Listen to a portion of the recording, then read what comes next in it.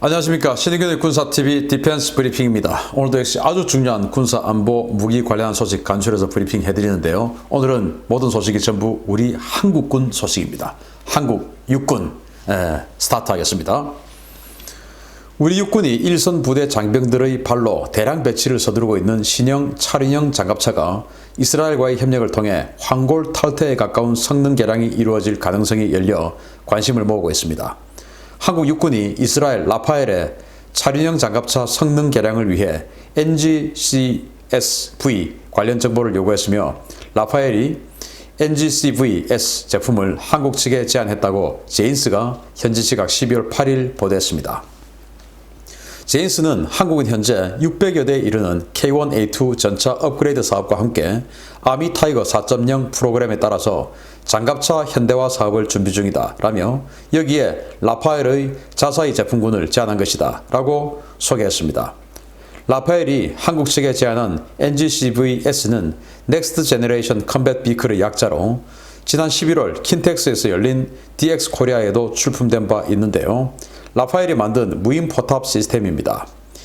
KGCVS 30mm 기관포와 스파이크 대전차 미사일 2발, 각종 센서를 탑재하는데요. 사용자의 요구에 따라서 트로피 능동 방어 시스템도 장착할 수 있는 강력한 시스템입니다. 우리나라가 이 시스템을 도입할 경우 직도입보다는 국내 면허 생산이나 국내 업체와 연계한 기술 도입 생산이 유력할 것으로 보이는데요. 이러한 장비가 도입되면 우리 육군 차량화 보병의 전투력이 비약적으로 향상될 것으로 기대됩니다.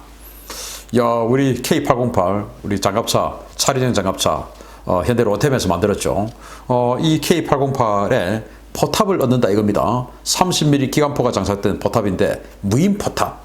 이제 지금 21세기는 무인 포탑이 대세 아니겠습니까? 그래서 무인 포탑.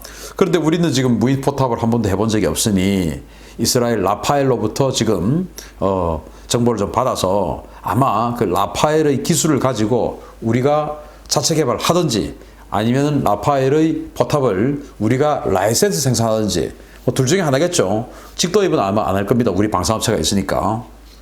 그래서 그렇게 되면 사실은 이 K808 여기 이제 보병 한 개 분대씩 뒤에 타는데 지금 보시다시피 K6 기관총밖에 없어요. 무장이라고는. 뭐 그거야 뭐 K200 그 장갑차도 마찬가지지만 어쨌든 K200은 1970년대 무기고 이건 21세기 무기인데 무장이 똑같으면 되겠습니까? 안 되죠. 그래서 지금 이 30mm 무인 포탑이 장착이 된 이 무장을 도입을 하려고 하는 것 같은데 제가 생각할 때 이 전체를 다 30mm 무장 포탑을 할 것 같진 않고 이렇게 지금 이제 한 개 소대가 기동을 한다면 그 중에 한 대 정도가 화력 강화용으로 이 30mm 기관 포탑을 장착한 이런 버전으로 탈바꿈할 수 있지 않겠는가라고 생각이 되고요.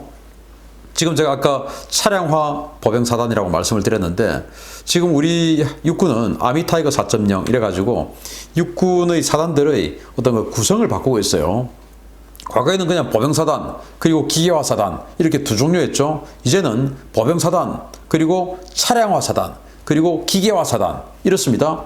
예를 들면 강원도 지역의 산악부대 이런 데는 보병사단이 맞고 그리고 이제 중부전선 철원 지역부터 이 경기도 지역의 서부전선 이런 데는 차량화사단이 맞고 왜냐 평지가 많으니까 차량화사단이 맞고 그리고 그 사이사이에 전략부대로서 기계화사단 예를 들면 수기사 8사단 11사단 이런 기계화사단이 이제 전략기동부대로서 7군단 세력이 되고 이제 이렇게 시스템을 바꾸는데 이 K808 같은 경우에는 예를 들어서 뭐 서쪽에 있는 파주나 고양 이쪽에 있는 이 1사단이나 9사단 또는 뭐 연천 이 지역에는 25사단 이런 부대들은 전부 이제 이렇게 차량화, 즉 장갑차를 타고 다니는 그것도 완전히 가파른 그런 산악 지형이 아니기 때문에 이런 K808 같은 차륜형 장갑 차량을 타고 다니는 이런 차량화 보병사단으로 거듭나게 될 것이다. 그리고 철원 지역에 있는 이런 그 사단들, 예를 들어 6사단 이런 데는 조금 더 산악 지역이지 않습니까? 그런데 이제 K200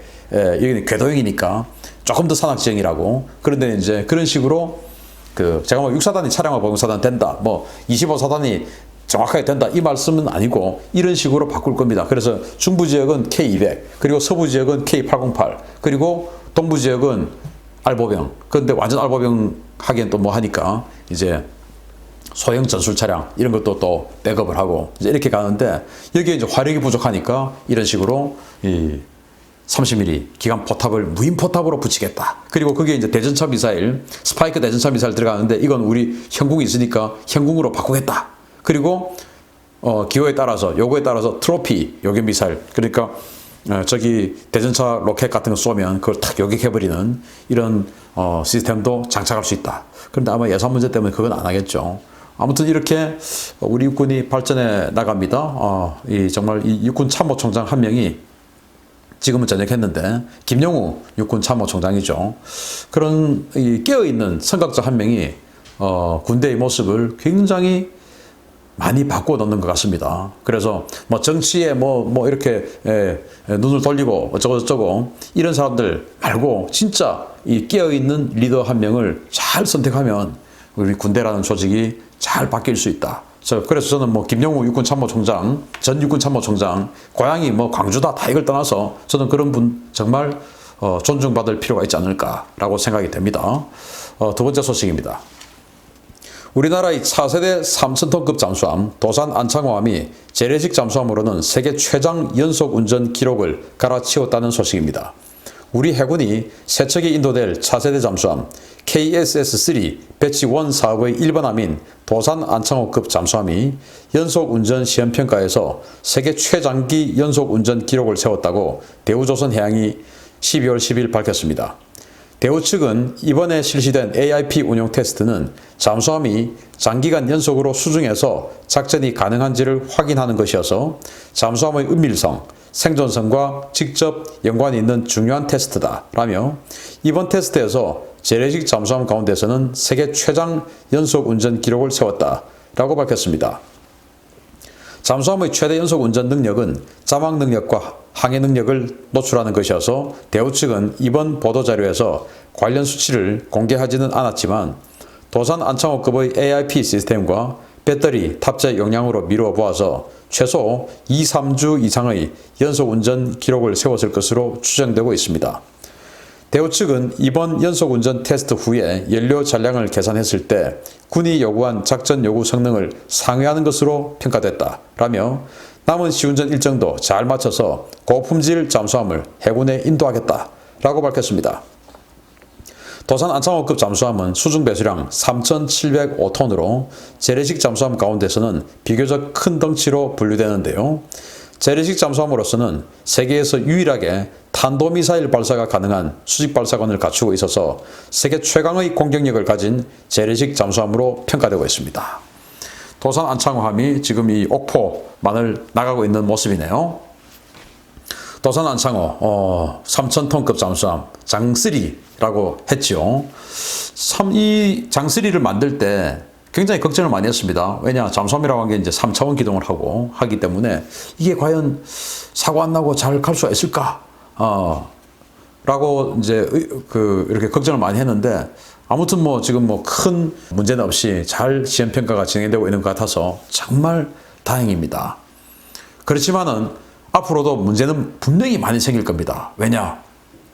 현대자동차가 소나타, 그랜저 이렇게 뭐 100만 대씩 생산되는 새로운 모델 만들어 가지고도 그거 아주 오랫동안 노르웨이에서 또 미국의 데스밸리에서 아주 혹한 다 테스트하고 그러고도 판매를 했더니 갖가지 리콜이 나와가지고 난리가 나고 그러지 않습니까?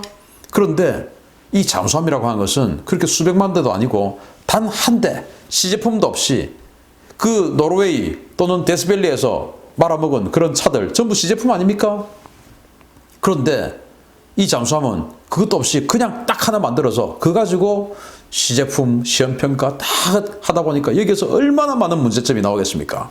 그런데 그 문제점 나온다고 국정감사에서 개념 없는 국회의원들이 잘못했다라고 야단치고 또 언론들은 그거 빠져서 문제 많다고 야단치고 난리죠. 그거 아주 잘못된 겁니다. 문제가 많을 수밖에 없어요.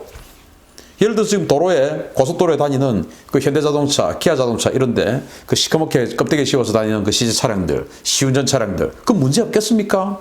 문제 많죠? 이게 바로 그 시커멓게 껍데기 씌워서 다니는 바로 그 차량입니다. 그런데 이게 문제가 있다라고 야단치면 말이 됩니까? 시운전 차량 당연히 문제가 있어야 되죠.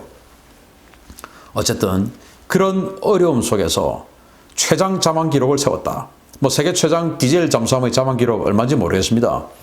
그런데 어쨌든 이 장3는 3주를 물속에서 작전할 수 있는 그런 작전 요구 성능이에요. 그런데 지금 이 대우조선 측의 보도자료에 따르면 그 작전 요구 성능, 군에서 요구하는 ROC를 상회했다라고 하니까 3주 이상 물속에서 작전했다라는 말 아니겠습니까?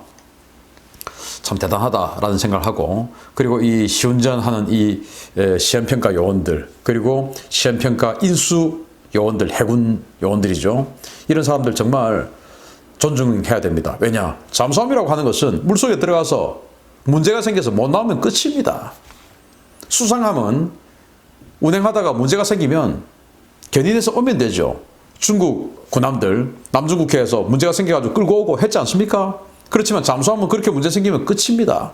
그런 엄청난 두려움 속에 물속에 들어가서 시험평가에 종사하고 있는 우리 해군 부사관들, 잠수함 분야의 부사관들, 장교들 진짜 존중받아야 됩니다. 이런 사람들에게 시간의 근무수당 3만 원 주자고 했더니 기재부에서 3만 원 돈 없다고 만 원만 주고, 그것도 하루에.